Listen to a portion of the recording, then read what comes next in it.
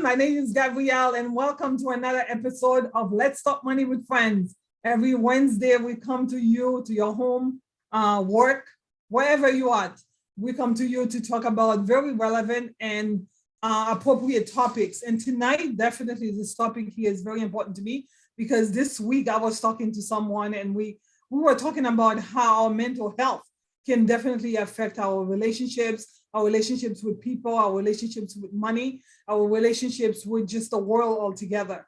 So tonight we're gonna have this discussion on Let's Talk Money with Friends because again, we say with Let's Talk Money, we don't just want to talk about trivial things. We want to go deep, very deep, because when we go deep, we dig deep, we are able to come up with great things. So tonight I have two great friends with me.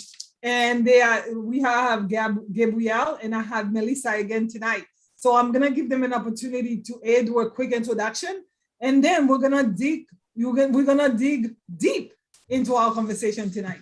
Thank you. And Gabrielle, why don't you introduce yourself? You are my first guest tonight. You've been here many times, but you have not been here in a long time. So we would like to reintroduce you to those who've seen you and introduce you to those who have not seen you before.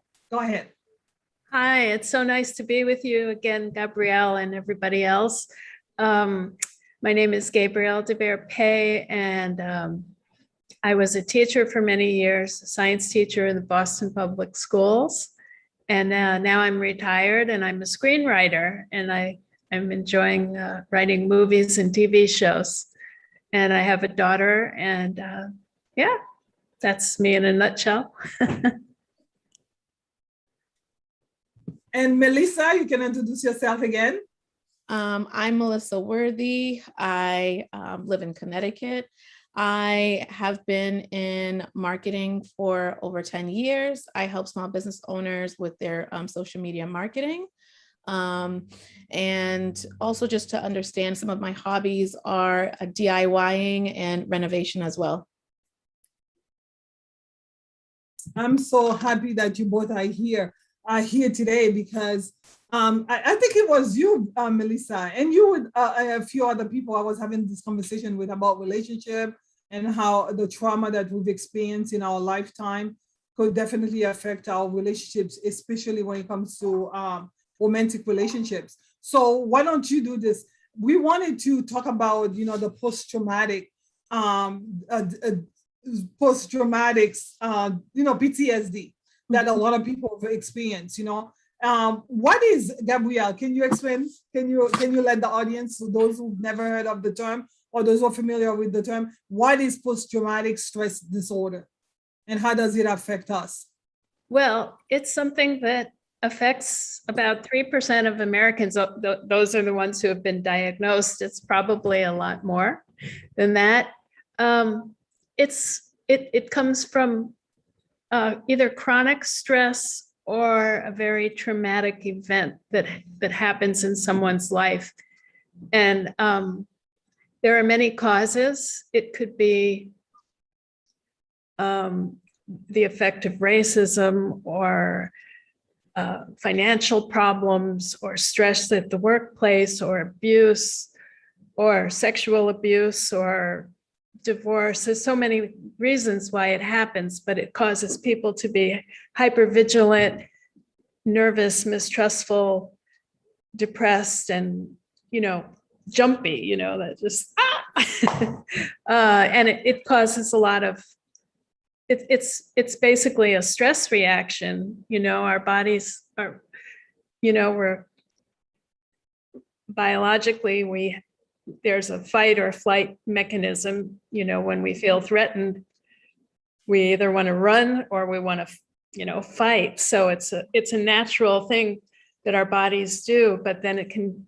go into overdrive, and then they call it chronic post-traumatic stress. It's chronic. It just doesn't go away. And so you're always in a state of stress, high stress and nervousness. And it's very, very common in our culture. You see it all the time, like road rage and things like that. And unfortunately, we have a lot of reasons for that in our culture. Racism is a huge one.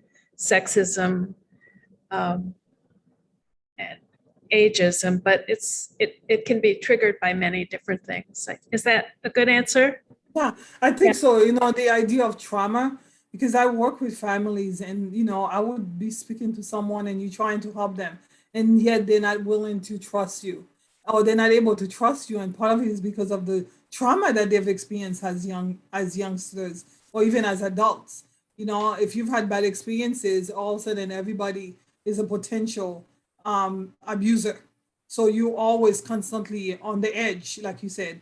And also, for years we thought PTSD was like for those who've gone through war, those who've had really experienced, like, this all started, right, with World War II and, Vietnam War and, places like that.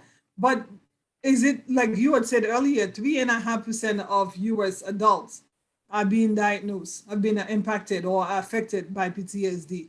Why do you think it's something that we should always, like, in terms of, like, is it limited, like the idea of like it initially limited to those who've gone to war? Do you find that to be the case, Melissa, in terms of like the PTSD? Who else has it impacted? Well, I think everyone for a variety of reasons, but actually, it's an estimated 1 in 11 people will be diagnosed in their lifetime with PTSD. Women are twice as likely as men to have PTSD, and different ethnic groups as well. It's for a variety of reasons. If someone has passed away, it could be from the separation of divorce, whether it's the parent or if there's children involved who are affected. It could be from an accident. There's a variety of different series of things that could happen that could cause that stress. So those are some of the things right now. Yeah, and Gabriel, you mentioned racism and systemic racism and ageism, and so when we think about those things, especially in the work environment, and I think we talked about that. We talked about that, Melissa. In the work environment, constantly folks are being traumatized by constant fear of perhaps you might lose your job, and you're working so hard and you never get the recognition or the promotion, and there's a lot of rage and anger that can really build up from that. Why do you think that it's what are some of the other signs that you can see in terms of like when people are experiencing PTSD? What are some of the signs of that if they have not been diagnosed? Mhm. It could be anxious, very jittery. They may have like disturbing thoughts or just retreat from people. Just have different emotions from being sad to being angry. Some of the things are people have tried to avoid certain situations again.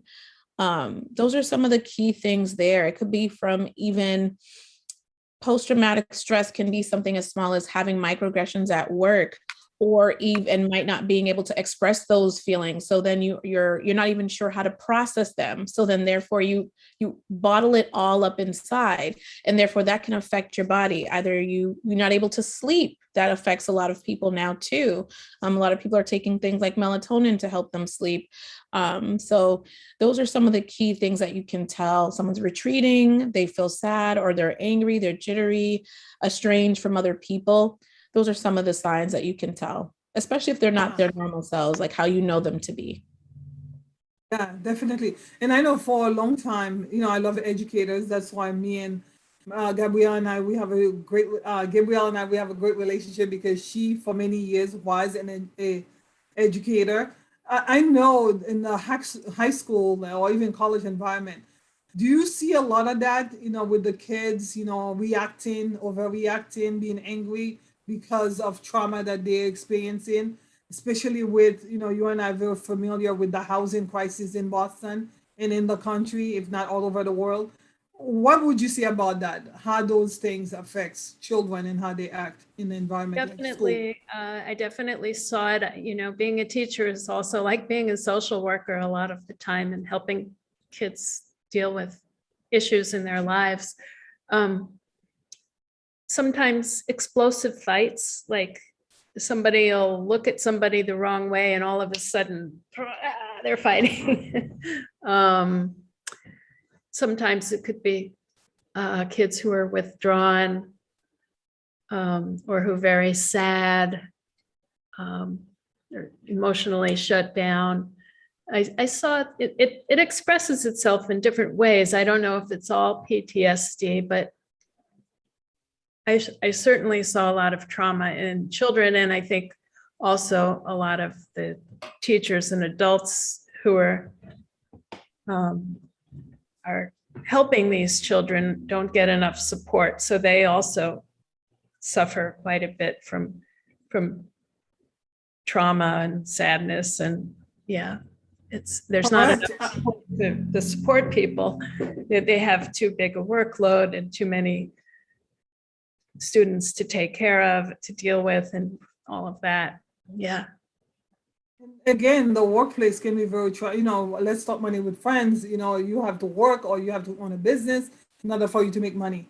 And for many families on a Monday morning, it's so hard for many individuals Monday morning because they know they're going to the slaughter because of the environment, the unhealthy environment that they have to go and work at in order to earn a living, to take care of their families, and all the fears and all the constant worries that they've placed on individuals. So that to me is very traumatized.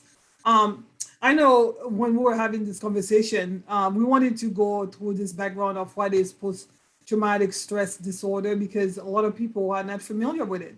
And also for those who are familiar, to perhaps relate to, oh, wow, I've been going through this. Maybe I have some issues that I need to go and get help with. So what would you tell someone who's been like, like you can see, how do you know, like beside like the signs? Do you suggest that someone who's going through certain things go and see a professional to get diagnosed for whatever the issue might be? Or what do you think, Lisa? I would suggest even just taking a moment to yourself, finding that time if you can to like evaluate how are you thinking, how are you moving, kind of if you're on the same like feeling like you're on a wheel, like a routine and not able to get off. There's not like a clear direction, or even just self-checking your emotions about how you feel where you are in different areas of your life, albeit finance, work. What do you think about? Whatever you constantly is on your mind. What are those thoughts positive? Are they negative? Are you filled with worry in a way? So kind of really, that's not really normal. But if you go on for a very long time, you'll begin to feel that it's normal and it's not. So, and that is okay. It's just more taking a pulse check on where you are and how to get back to your normal self or that place of Zen. So one of the things that I would recommend, even if you feel like you're constantly going, if it's a few minutes in the bathroom, or if you wake up early in the morning, to maybe write out how you feel, just to kind of get a pattern of what are some of the thoughts that you have, positive or negative, for that day. How did you feel about certain conversations, or did you go out enough, or having those thoughts about what brings you joy, happiness, feeling whole, feeling complete in that sense. If you're feeling a little off, or you're not doing the things that you normally like to do or that you used to enjoy, those are some of the key signs that said, you know what, maybe let me do a self-evaluation just a little bit. And if you're not sure, finding the resources locally in your community or with your primary care doctor is probably what I would recommend. Yeah. Would you say the same thing, Gabrielle? Gabrielle, I find that the reason we started this conversation is because we were talking about relationship earlier this week, and something came up, and I'm like, I'm wondering if that has anything to do with some post-traumatic stress disorder. Like if you find yourself doing the same thing and expecting different results. So my next question, Gabrielle, is like, Gabrielle, I always call you Gabrielle, but it's Gabrielle. Gabrielle, how does PTSD affects our relationships with money and romantic relationships? Give me, yes. How has that, have you seen that? I mean, I have examples, but I want to hear from you. Well, I think it affects your ability to function well in both arenas when you're very, very stressed. I got to a point as a teacher where I was I mean, I loved it for many years. It was more the administration that stressed me than the kids, believe it or not. But I got to the point where my physically and emotionally, I couldn't do it anymore. And I had to retire a little bit early. And I've been much happier and healthier since then. You know, but yeah, it can definitely affect. I mean, if you're too on edge, you're too upset and nervous, you can get into arguments more easily or just shut down, and that will affect your job, and it could affect your relationship as well. So it's definitely something that you have to, if you see signs of it in yourself, you have to get help and you have to work on it. I don't think you always have to go to a psychologist. I mean, I think that some people have to if they're like mentally ill, but I think we can help each other more. I think we need to learn how to help each other more so we're not so alone in our feelings. That, you know, building community and building support. We don't have enough of that in society, you know. I remember when I had my daughter, it's like nobody, you know, everybody was busy, including my family. Like, it's like, okay, you're on your own, you're having a baby, you're on, you know.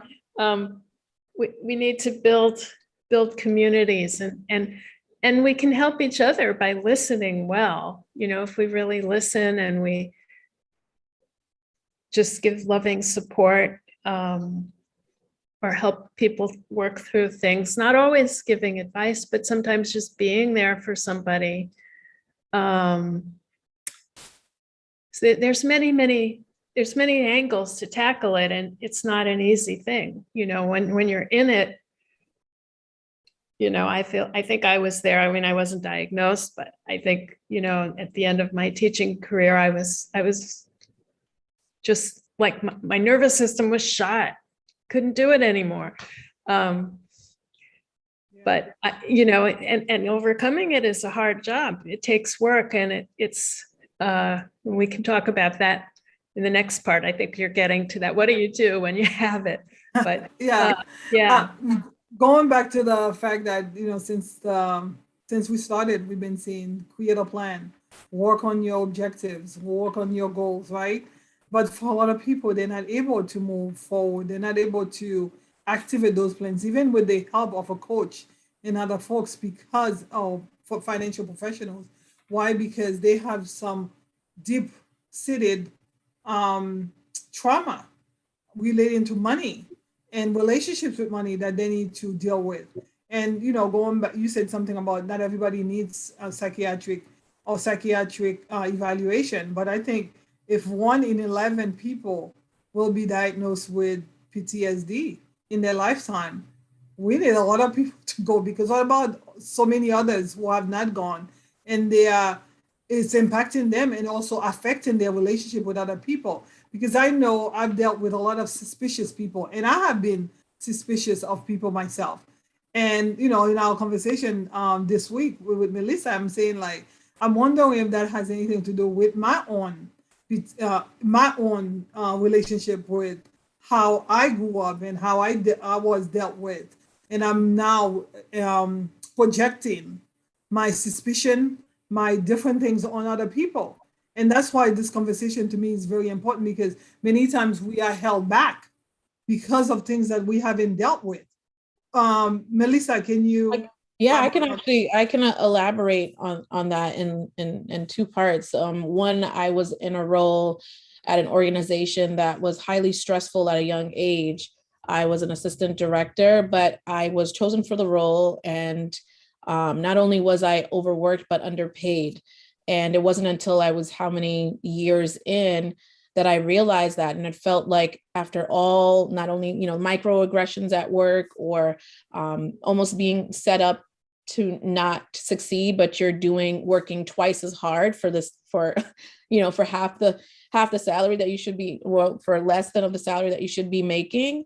And also realizing that after the fact, like, wow, I allowed how did I not see that? It's somewhere you were trusting that people would do the right thing, but that's not necessarily the case. So after giving so much of my time, my energy and efforts, I felt thinking about going into the next company, you're like, oh, I can't trust anyone now. Like there's no company that's going to be, trusting, or no manager that's really going to support you or to do what's right by you in any case, either from a HR hiring perspective or also for your progression and growth within a company, which also helped me to be able to try to branch out on my own and try to go that route.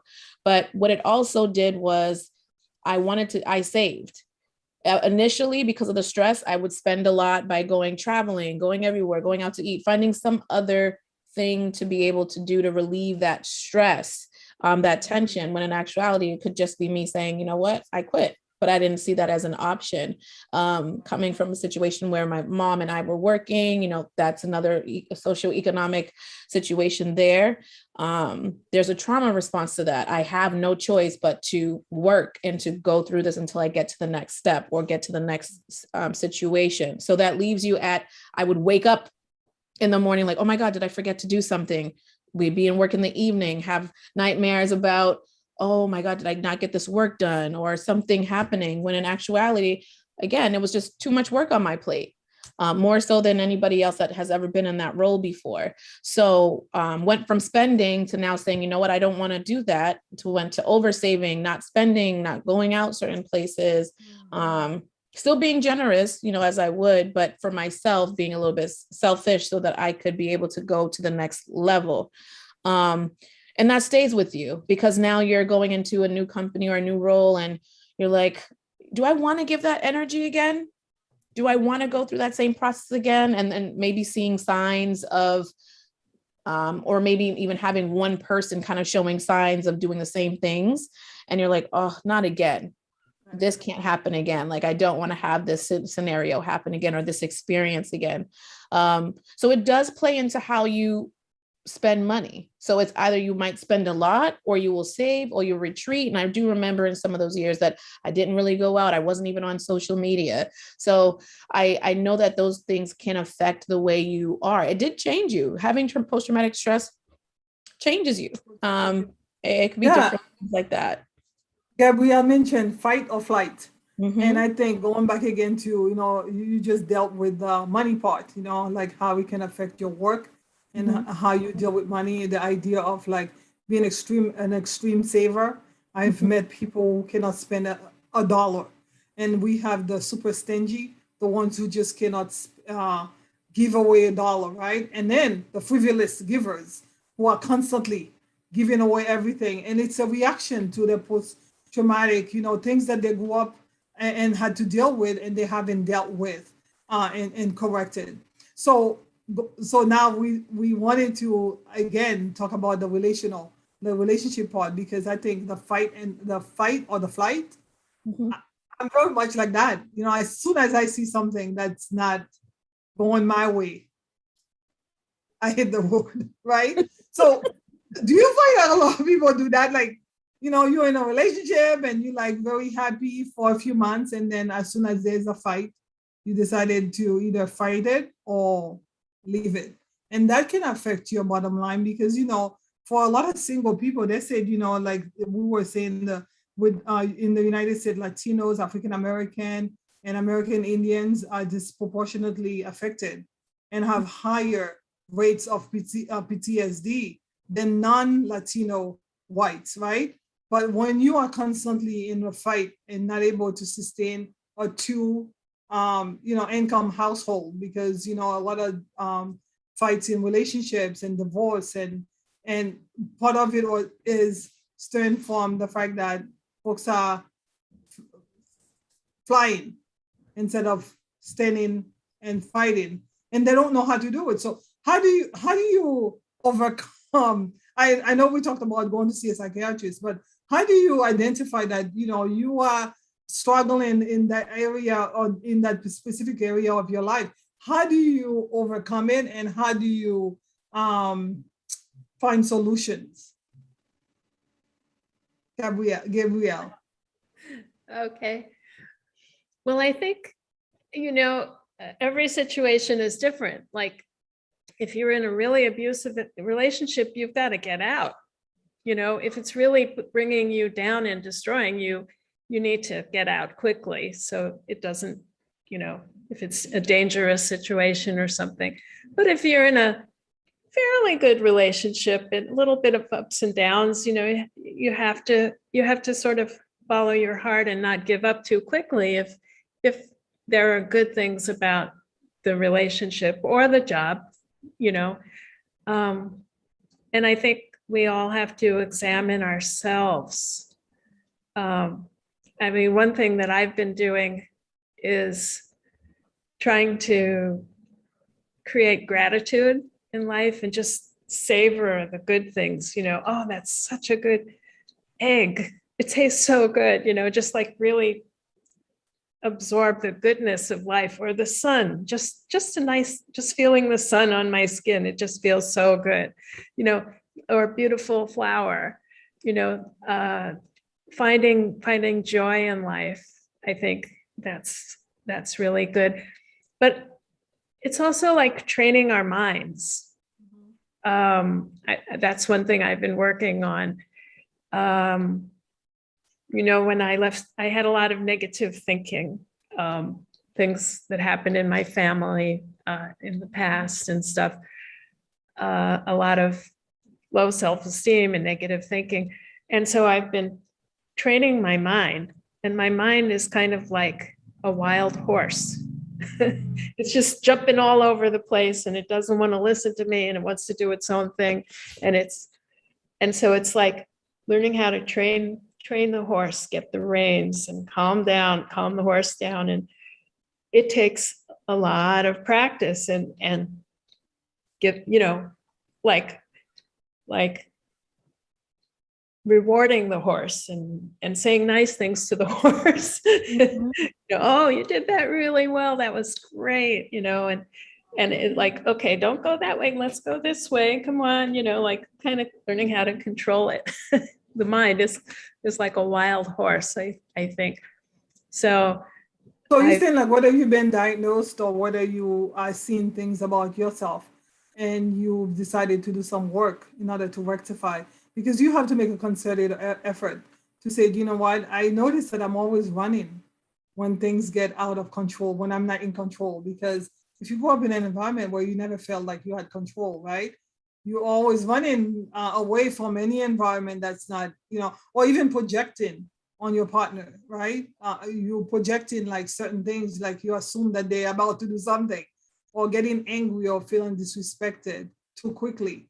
Because I know I've dealt with people like you could be like actually this weekend I was just having sharing a joke, and the person got so offended, and I was like, that was just a joke.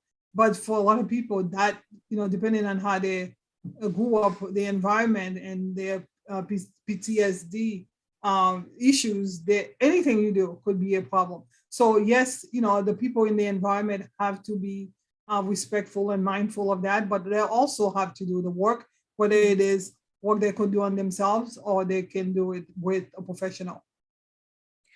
Were you gonna say something? Yeah, I mean, I agree with that in a sense that in order to be a good partner or a good friend or a good anything to anyone else, you also have to be good to yourself, but also taking that time to be self-reflective. I know that we're in a society where it's very individualistic, but not from a holistic point of view. Because if you're taking care of yourself, mind, body, and spirit, you'll be able to be the best version of yourself for those around you. And so sometimes we lose sight of that. In addition to that too, it is a concerted effort. Everyone has flaws. No one is perfect. Sometimes we don't take that time to see what are those flaws or to know what our weaknesses and strengths are. I think from a relationship standpoint is being honest about some of those traumas that you have. I mean, not to say that, you know, being in a relation, that person may not use it against you. If they do, that's not the right partner for you. But if you're in a loving relationship, that person will understand and want to help you to overcome those as well. So from every partner, every person has something that they may be triggered about in their experience or lifetime. It could even be something as someone who's afraid of driving, and they might have a partner who they had a bad accident, and now they have a main partner who drives them to wherever they go until they feel more comfortable to drive somewhere. It could be something as small as that.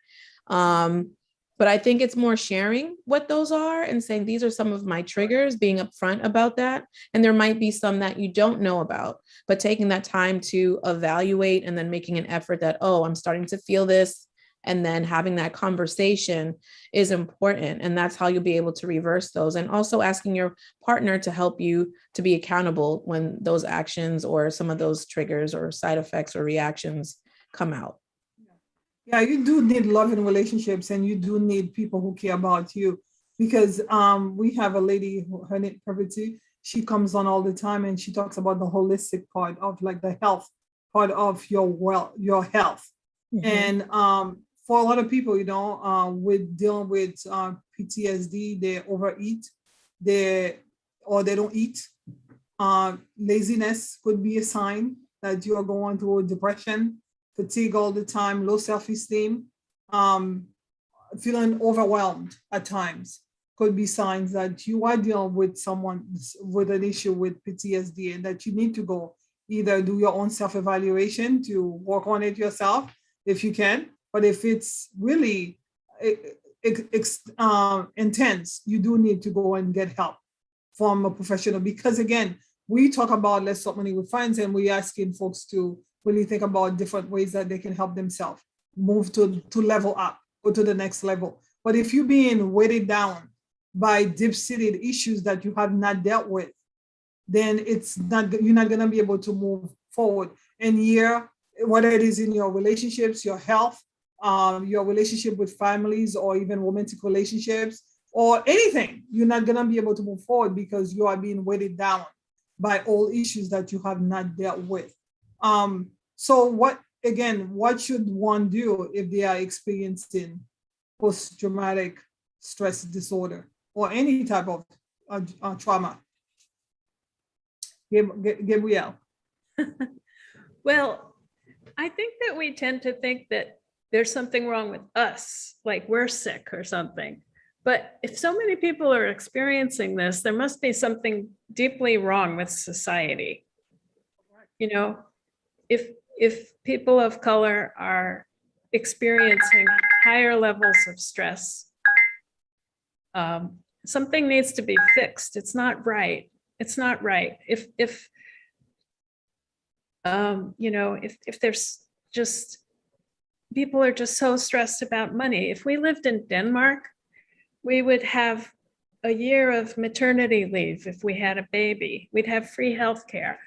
We would have free daycare and free college, and there would be free elder care. But here, parents are struggling. They're killing themselves to make enough money to support the family, and then they're not spending enough time with the kids, and the kids are stressed because they're not getting what they need from their parents. And it's the cost of living, housing is so expensive. So it's young people don't want to get married anymore because they have so many debts, like with student loans. It's our society. We've got to fix it. I mean, it's messed up. It's hurting us. It's hurting all of us, and it's hurting some of us more than it's hurting others. There's still rampant sexism. There's disability oppression. So we really have to, we have to work on that, and not. We always think, oh, I'm sick. Something's wrong with me. What's wrong with me? So we have to throw that out the window and fix the problems. But in the meantime, we have to, like you said, you're very wise, Melissa, right? Yes. Yeah. Self-care, really, we've got to, help each other and learn to listen to our bodies and our spirits, and we have to heal ourselves to heal the world. And it's really messed up. It's really bad. Correct. And I think you and I are very familiar with the idea of shame and how shame can hold people back. And that's why it's so important to have community, because when you have community, you can have others who can help you carry your burdens and help you evaluate. That's why I would encourage someone who's going through trauma right now, who cannot trust anybody, who's experiencing physical reactions to the trauma that they either lived through or are living through right now. It's so important to talk to a friend, uh, talk to your family, talk to your partner, your husband, wives, whoever, and yes, get treatment if you need treatment from a professional help, a doctor or psychiatrist. But also, one of the things when you come out of your environment, you realize that you're not alone. Like you just said, Gabrielle, you're not alone. You're not the only one experiencing that type of a trauma at work or in your relationships or wherever, or lived through trauma like that. So you can maybe collectively you can start creating new habits like exercising, because when you exercise, it does release the stress and help you think better, right? We're not doctors, but we can tell you personal experiences. And also keep a journal, because I find for myself, it's so important for me to write things down. How am I feeling? How is this situation making me feel? And then when I'm verbalizing it, if someone is hurting you, you let them know this is what's happening, but because you've written it down, you've taken the time to really do it in a way that is kind and loving. So it's not like confrontational, but more like you're trying to resolve problems. And also eating. I think Perpetuity, she was here today, she would say, eat a healthy diet, eating, being healthy will help you overcome a lot of the stress at work, or even some of the trauma that you dealt with as a child. So is there anything else that you ladies would like to share with our audience before we leave here? Because again, let's talk money with friends. We don't want to just talk about how to make money, because your relationship with money will determine how much money you make, how much money you keep, how much money you save, and how much money you give, right? Or you invest. So it's very important to have for us, it's very important to have a holistic approach to the work that we do here, because we know you are a whole person, not just one aspect, And we talked about that, Melissa, yes, the other day. If I were to give some advice, I just want to piggyback off of the journaling. I actually started to journal not too long ago, and it really does, from anything, maybe a conversation that you had, to how did you feel today, whether it's at work, or what are some of your thoughts? And they don't have to be perfect, just write them all down. Later on, even looking back at them the next day, you could say you'll have a different perspective on it just by getting it out, how you feel. Also, you're not alone. Everyone has different forms of PTSD. Again, it could be something as small as having a bad car accident to experiencing racism or microaggressions at work. It could be even relationally, maybe a friend who's hurt you really bad and now you don't know how to trust, or if you want to open up again to other people.